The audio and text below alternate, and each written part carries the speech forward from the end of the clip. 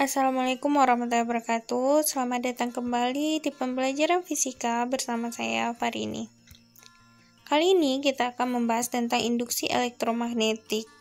Poinnya adalah percobaan Faraday, arus listrik, GGL induksi, hukum Lenz, hukum Henry tentang induksi diri, penerapan hukum Faraday dalam kehidupan sehari-hari, diantaranya generator, dinamo pada sepeda, transformator atau trafo, dan pada mikrofon. Pada percobaan Faraday bersama Henry, dia menggerakkan, dan Henry juga ya, bukan bersama-sama. Dia menggerakkan magnet keluar masuk kumparan lilitan kawat, sehingga mengakibatkan perubahan medan magnet yang menimbulkan GGL listrik atau angka 3 terbalik ya di ujung-ujung kumparan lilitan kawat, sehingga arus mengalir pada kawat. Ini terlihat pada gambar yang dibuktikan oleh alat pengukur listrik galvanometer. Kalau misalkan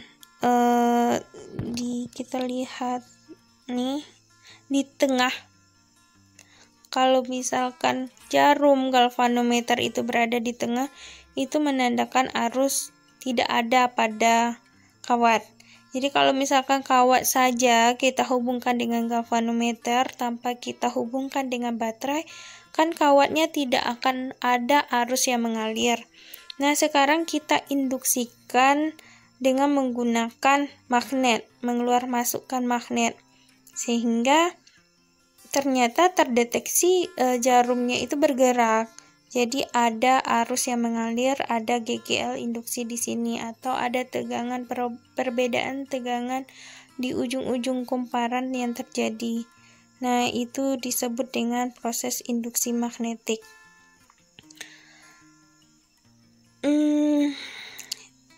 Elektromagnetik. Elektro itu adalah listrik, magnet adalah magnet.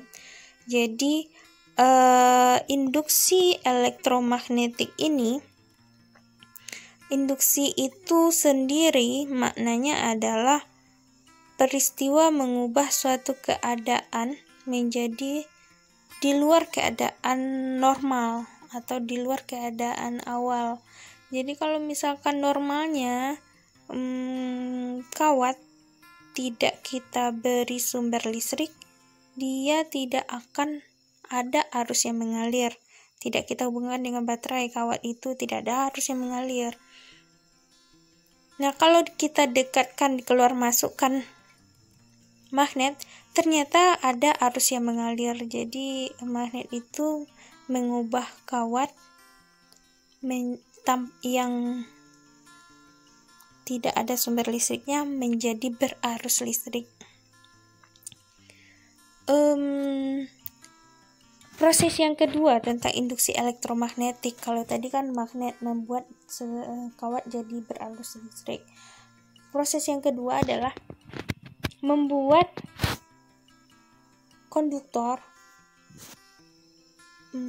yang bukan magnet menjadi sebuah magnet dengan menghubungkan dengan listrik. Jadi kita misalkan konduktornya misalkan paku itu kita lilitkan kawat, kemudian kawat itu kita hubungkan dengan baterai. Nah, paku tadi kalau kita dekatkan dengan jarum-jarum, dia akan menarik jarum itu. Jadi dia seperti bersifat magnet. Jadi ada dua ya, untuk induksi elektromagnetik itu ada dua, menjadikan listrik tanpa sumber tegangan dengan menggunakan magnet, atau menjadikan konduktor magnet dengan menggunakan listrik. Nah, ya begitu. Jadi besarnya tegangan yang terjadi itu, tegangan induksi tadi sama dengan medan kali panjang kawat dikali kecepatan dari muatan. Nah, arus itu kan merupakan gerakan muatan yang berbeda arahnya dengan gerakan muatan elektron. Jadi silakan dicobakan pada latihan 1 ya. Kemudian yang kedua, itu kita akan bahas tentang arus listrik, di mana arus listrik itu kan sebenarnya adalah muatan yang bergerak dalam waktu tertentu. Kemudian kalau kita hubungkan dengan hukum Ohm, arus listrik itu sama dengan tegangan dibagi R. Nah, tegangan yang terjadi pada induksi elektromagnetik ini adalah GGL induksi. Jadi I sama dengan GGL induksi dibagi R. Yang ketiga, itu GGL induksi atau angka 3 terbalik ya, kita lambangkan. Satunya tentunya volt. Besarnya GGL yang terjadi pada proses induksi elektromagnetik ini sama dengan banyaknya lilitan dikali perubahan medan garis medan yang terjadi atau perubahan flux dibagi waktu ya. Atau kalau misalkan waktunya singkat, itu jumlah lilitan dikali turunan dari flux itu terhadap waktu. Jadi kenapa negatif di sini? Negatif itu menunjukkan arah GGL itu melawan kondisi awal. Ini silakan dikerjakan latihan 3 ya. Latihan 2. Kemudian yang ke latihan 3 ini adalah gabungan dari prinsip hukum Faraday digabungkan dengan arus, digabungkan dengan GGL induksi. Yang keempat kita bahas adalah hukum Lenz. Hukum Lenz itu menyatakan arah arus induksi dalam satu pengantar adalah sedemikian rupa sehingga menghasilkan medan magnet yang arahnya melawan perubahan garis gaya dan arah gerak medan magnet yang menimbulkan arus induksi itu sendiri. Dimana kalau kita hubungkan dengan gaya induksi pada gaya Lorentz, itu arus induksi itu sama dengan I sama dengan F per B kali L. Kalau kita gabungkan dengan GGL induksi Faraday, kita akan menemukan besarnya gaya perlawanan dari rangkaian tersebut sama dengan medan kuadrat dikali panjang kawat kuadrat dikali kecepatan muatan dibagi hambatan. Jadi kalau ditanya kecepatan muatan, kita bisa gunakan rumus gaya kali hambatan dibagi medan kuadrat dikali L kuadrat. Untuk GGL pada kawat dalam medan magnet, besarnya usaha yang harus dilakukan untuk melawan gaya Lorentz itu adalah F kali S sama dengan Bil kali S ya. F-nya kita ganti dengan Bil, BIL. Kemudian kita akan menemukan persamaannya jika kita ganti dengan hukum Faraday GGL-nya, sehingga menemukan rumus GGL kali I kali T. W sama dengan GGL kali I kali T. Kita ingat bahwa di listrik dinamis kemarin, energi sama dengan irit. I kali R sama dengan tegangan ya. Jadi tegangan kali I kali T. Tegangan yang kita gunakan di sini adalah tegangan GGL induksi. Silakan dikerjakan latihan yang keempat berdasarkan rumus tadi. Kemudian kita bahas tentang induksi diri. Itu dari hukum Henry, apabila arus mengalir pada pengantar berubah tiap satuan waktu, maka akan timbul GGL pada penghantar. GGL induksi yang timbul itu sama dengan besarnya induksi diri dikali perubahan arus dalam selang waktu tertentu. Jadi min L kali delta I per delta T, di mana L itu adalah induksi diri yang satuannya adalah Henry atau H. L sama dengan jumlah lilitan dikali perubahan flux dibagi perubahan arus. Pada pusat solenoida, induksi dirinya sama dengan nu0 kali N kuadrat dikali A per L. Pada toronoida, induksi diri sama dengan nu0 kali N kuadrat kali A per 2 pi A.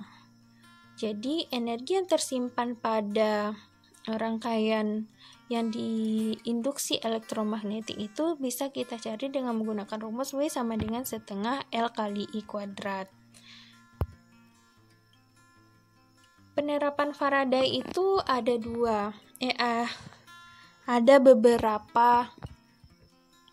ada banyak ya dalam kehidupan sehari-hari, dan di sini kita akan bahas pada generator atau pada genset ya untuk menghidupkan lampu kalau misalkan PLN-nya, lampu dari sumber PLN itu mati atau PLA itu mati, kita bisa menghidupkan lampu di rumah kita dengan menggunakan genset gitu. Jadi ada yang AC, ada yang DC. Kalau AC itu berarti tegangannya bolak-balik, nggak ada positif negatifnya, nggak ada arahnya. Jadi kalau generator DC kita harus memperhatikan mana yang positif, mana yang negatifnya. Untuk mencari flux sama dengan mencari flux pada medan magnet, kemudian BA cos theta ya sama kan. Jadi kalau misalkan mencari GGL-nya sama dengan jumlah lintang kali B kali A kali omega kali sin theta. Theta kan sama dengan omega kali T ya. Pada GGL maksimum sin theta-nya sama dengan 1. Jadi pada GGL maksimum N kali B kali A kali omega saja.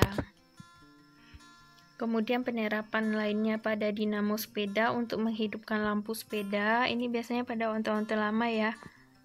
Kemudian pada trapo itu kan penurun tegangan ya, atau penaik tegangan. Jadi kalau misalkan PLTA itu sebenarnya dia menghasilkan tegangan yang sangat besar. Kalau diberikan kepada rumah-rumah itu besar sekali, bisa jadi kebakaran ya. Jadi harus diturunkan dulu lewat trapo. Trapo itu ada 2 lilitan input sebagai kumparan primer, lilitan output sebagai kumparan sekunder. Jadi harusnya kalau misalkan idealnya trapo itu persentase perbandingan dayanya itu sama dengan 100% juga gitu. Tapi kan tidak mungkin, daya itu kan dari energi per waktu ya. Jadi dari energi pada kumparan, karena kumparan itu berasal dari bahan konduktor, itu kan energinya bisa berubah menjadi panas. Maknanya konduktor itu bisa panas gitu, jadi sebagian energi itu bisa hilang menjadi energi panas.